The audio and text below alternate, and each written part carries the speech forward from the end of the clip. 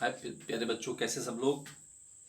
तो आज से हम लोग पढ़ेंगे 11th और 12th क्लास की फिज़िक्स। और जब हम इसको पूरा सिलेबस जो रहता है हमारे पास उसको कवर करेंगे। तीनों एस्पेक्ट्स जो रहते हैं इसे कहते हैं कंसेप्ट, कहते हैं कंसेप्चुअल क्वेश्चन, न्यूमेरिकल एबिलिटी है। और साथ साथ में हम लोग जो थ्योरेटिकल फिजिक्स है उसके बीच में भी एक लेक्चर लगाते रहेंगे। जब हम लोग ये अप्रोच को अप्लाई करेंगे सिंपल टू कॉम्प्लेक्स, तो हम लोग पूरी कोशिश करेंगे कि जो 9th-10th का फिजिक्स है उसको भी हम लोग डिस्कस करें बेसिक लेवल पे। क्योंकि जो 11th-12th में है वो 9th-10th का जो है वो एक्सटेंशन रहता है, हम लोग मानते हैं। तो 9th-10th में भी जो फिजिक्स है वो अच्छी है, बेसिक लेवल पे है, लेकिन इट्स ए वंडरफुल।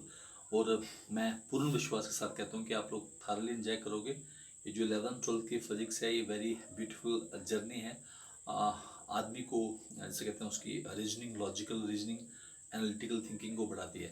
तो सब लोग सिंपल तरीके से आप लोग याद रखो कि हम लोगों को जो फिज़िक्स को पढ़ना है वो काज एंड इफेक्ट थ्योरी को अप्लाई करना है। हम लोगों को रट्टा तो लगाना है क्योंकि हमें क्रैम तो करना ही पड़ता है, लेकिन विद अंडरस्टैंडिंग, हमें अंडरस्टैंडिंग होनी चाहिए टॉपिक के ऊपर। और जब हमें फिज़िक्स में अंडरस्टैंडिंग हो जाती है तो ये हमारे लिए बड़ा आसान रहता है, ठीक है। उसके बाद हमें लगता है कि दुनिया का सबसे सिंपलेस्ट सब्जेक्ट है। क्योंकि जब हम लोग इसके एग्ज़ाम में बैठते हैं तो हमारे माइंड में कोई भी बोझ नहीं होता, जैसे बाकी दूसरे ह्यूमैनिटीज सब्जेक्ट्स रहते हैं। आपको लॉट ऑफ थिंग्स को मगअप करना पड़ता है, फिर वहाँ उसको लिखने वक्त याद रहना चाहिए। लेकिन जब फिज़िक्स की बात आती है तो आपका एक अंडरस्टैंडिंग लेवल है, कुछ फ्यू फार्मूलेज और कुछ थेरीज को आपको मेमोराइज करना होता है। उसके बाद ऑटोमेटिकली आपका जो माइंड है वो उसके ऊपर वर्क करने लगता है, ठीक है। तो देखते हैं सबसे पहले कि 11th क्लास में हम लोग किन विषयों को पढ़ेंगे, टॉपिक्स को पढ़ेंगे फिजिक्स में। तो ये रही हमारे पास 11th क्लास, ठीक है। और इसमें देखेंगे हम लोग फिजिक्स के 11th क्लास, हमारे पास 11th क्लास की फिजिक्स है। और इसमें देखेंगे हम लोग कौन से टॉपिक को डिस्कस करते हैं। तो सबसे पहले इसका जो टॉपिक रहता है वो रहता है हमारे पास फिजिकल वर्ल्ड की। जो फिजिकल वर्ल्ड है ये है क्या, ठीक है। दूसरे नंबर पे रहता है हमारे पास कि यूनिट्स एंड मेजरमेंट्स, कि हमने अब फिजिकल वर्ल्ड को मेजर करना है तो किस यूनिट के साथ, माप के साथ हम उसको करेंगे। फिर हमारे पास रहता है कि मोशन जो है इन स्ट्रेट लाइन, कि जो स्ट्रेट लाइन मोशन होते हैं वो क्या हैं। फिर होता है स्ट्रेट लाइन, ठीक है। और फिर हमारे पास आता है motion in plane, motion in plane किस सरफेस के ऊपर को बॉडी मूव करे तो कैसे मूव करती है। फिर आता है हमारे पास work power energy, work power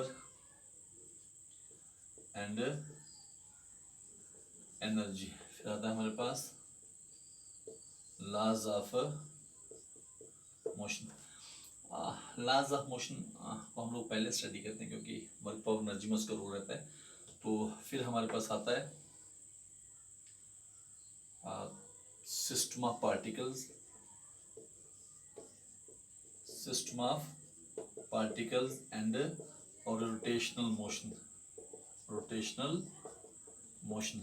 फिर आता है हमारे पास ग्रेविटेशनल फोर्स, ग्रेविटेशनल या ग्रेविटेशंस क्या होती है। फिर आता है हमारे पास mechanical, mechanical properties of solids. फिर आता है हमारे पास mechanical properties of fluid. Fluids ऐसी स्टेट ऑफ मैटर जो फ्लो कर सकती है, जैसे गैस होगी, वाटर हो गया, ठीक, लिक्विड हो गया। और फिर आता है हमारे पास thermal property of matter, thermal properties of matter, ठीक। फिर आता है हमारे पास थर्मोडायनामिक्स, थर्मोडायनामिक्स। फिर आता है हमारे पास kinetic theory of gases, kinetic theory of gases. फिर आता है हमारे पास ऑसिलेशंस। फिर आता है हमारे पास वेव्स। ये 11th क्लास के जो बेसिक सब्जेक्ट टॉपिक्स हैं वो हैं। और इनके ऊपर जब हम लोग बेसिक लेवल पे समझते हैं तो हम लोग को काफ़ी कुछ अच्छा, जैसे कहते हैं कि नेचर्स के बारे में, जो फिजिकल के वर्ल्ड के बारे में काफ़ी अच्छी अंडरस्टैंडिंग हो जाती है। और उसके बाद जब 12th क्लास है तो 12th क्लास को हम लोग और अच्छी तरीके से पढ़ सकते हैं। हमको किसी भी एग्ज़ाम में बैठना हो, चाहे वो नीट एग्ज़ाम हो मेडिकल साइंसेस के लिए, जहाँ इंजीनियरिंग के लिए हो, या किसी जॉब के लिए हो, चाहे वो आर्म फोर्सेस हो या अदर कोई साइंटिफिक फील्ड है, तो उसमें हमारे पास जो बेसिक लेवल की न्यूमेरिकल एबिलिटी है, कंसेप्चुअल अंडरस्टैंडिंग है, वो बड़ी रोल प्ले करती है। और क्योंकि कंपटीशन स्ट्रांग रहता है तो आपकी जो अंडरस्टैंडिंग है रिगार्डिंग टॉपिक्स वो बड़ी स्ट्रिक्ट चाहिए। सुपरफ्लूस नॉलेज कि ऊपर ऊपर से हमें तो नॉलेज है but we don't have a deep rooted knowledge, उसके बाद फिर हम किसी एग्जाम को क्रैक करना हो तो हमें काफ़ी मुश्किल आती है, जहाँ से कहते हैं कि डिफ़िकल्टी आती है। तो सबसे पहले if you want to make your life easier, तो it's very important while you are studying 11th 12th classes, you should be very focused and try to understand each and every subject deep rootedly। तो यही एक तरीका है कि जो हमें हमारी सक्सेस को आसानी से बनाएगा।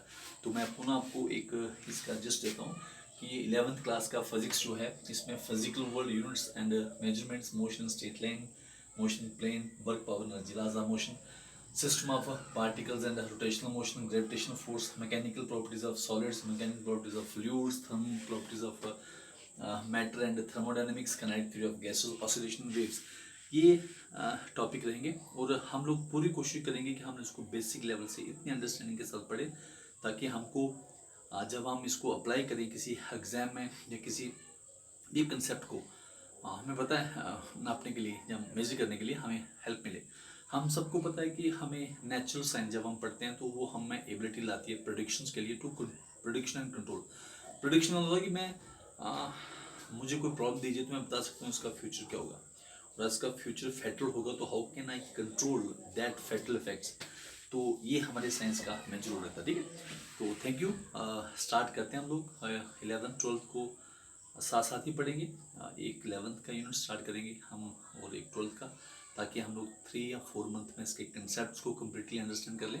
और उसके बाद फिर न्यूमेरिकल एबिलिटी और कंसेप्चुअल क्वेश्चन में और फिर वेरियस पेपर्स को डिस्कस करेंगे ताकि हम लोगों की पकड़ अच्छी रहे और हम अच्छी तरह से किसी भी नीट एग्ज़ाम को या किसी इंजीनियरिंग एग्ज़ाम को या कोई भी जो मेरी इसे कहते हैं कि डिज़ायर है उस एग्ज़ाम को पास कर पाएँ और हम फिजिकल नॉलेज को बिल्कुल या साइंस के नॉलेज को, काज एंड इफेक्ट थ्योरी को हम मोर क्लोजली पढ़ पाएँ, ठीक है। Thank you.